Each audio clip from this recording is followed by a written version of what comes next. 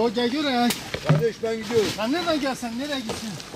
Geldim bir baş lahana aldım. İyi. Afiyet. Gel havaya şuradan havaya atın. İsmim Mehmet Akkoyun. Adıcavaz'da ceviz fidanı üreticiliği yapıyorum. Şu günlerde Adıcavaz cevizinin hasat zamanı. Adıcavaz cevizinin gerçekten özellik olarak değindiğimiz zaman yağ, tadı, aroması güzel olan bir cevizdir. Bu zaten Türkiye'nin hemen hemen çoğu bölgelerinde tanınıyor, biliniyor. Ama gerçekten maalesef şöyle bir sıkıntıda bir yerde yaşıyoruz. Adıcavaz cevizinin özelliklerini halkımız bildiği için bu sefer ticari olarak Adıcavaz cevizi diye yabancı çeşitleri Adıcavaz diye piyasada satıyorlar.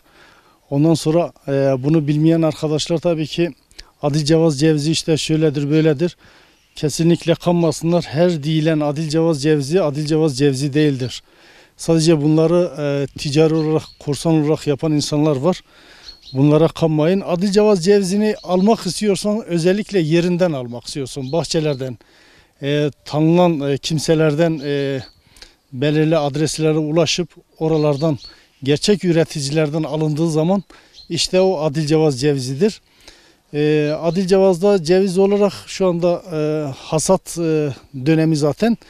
Hasat önceden sırıkla yapılıyordu. Şu anda da yapanlar var tabii ki.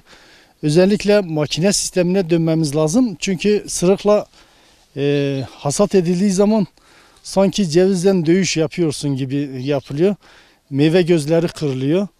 Seneye meyve tutma oranı daha düşük oluyor.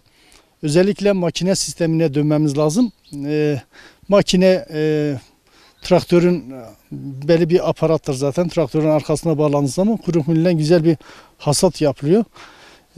Adıcavaz'da ceviz olarak hasat edilen ceviz sayısı tahmini olarak 50.000 civarındadır.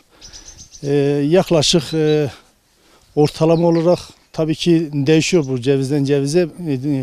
İşin doğrusu iklimler de değişti. Yani önceden iklimler belli bir düzende gidiyor. Şimdi şu anda belli olmuyor. Yani Nisan ayında, Mayıs ayında baharı yaşıyorsun. Kış ayında baharı yaşıyorsun. Belli olmuyor. Bu da ağaçlarda büyük bir yan etkisi oluşuyor.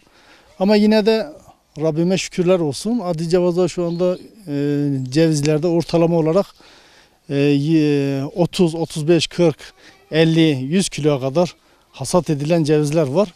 Tabii ki bu biraz da bakımla alakalı. Bu şekilde devam ediyor. Güzel bir pazarı var. Şu anda Adıcavaz'da hasat edilen cevizlerin çoğu hediyeli olarak dışarıya gidiyor. Çünkü gerçekten lezzet olarak, aroma olarak, yağ, tat, aroma olarak mükemmel bir cevizdir. Vatandaşlar bu şekilde faydalanabiliyor, istifade edebiliyor. Şimdi daha önceleri genelde şu anda da bin işi satılıyor. Yani zaten vatandaş öyle bir hesap yapmış ki kiloya aynı denk geliyor. 1000 tanesi yaklaşık 10-12 kilo, tabii gramaj olarak değişiyor. 10, 12, 13 kilo, 10 kilo o aralarda değişiyor. 15 kiloya çıkan ceviz de var. 17 kiloya çıkan ceviz de var tabii ki. 1000 işi satılıyor. Kilo işi satılıyor. Teneke işi satılıyor. Tenekesi mesela diyelim 7-8 kilo geliyor.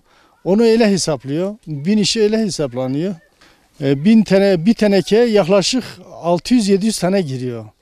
Bunun hesabını yapmışsınız zaten. Tabii ki bunun hesabı yapılmış zaten.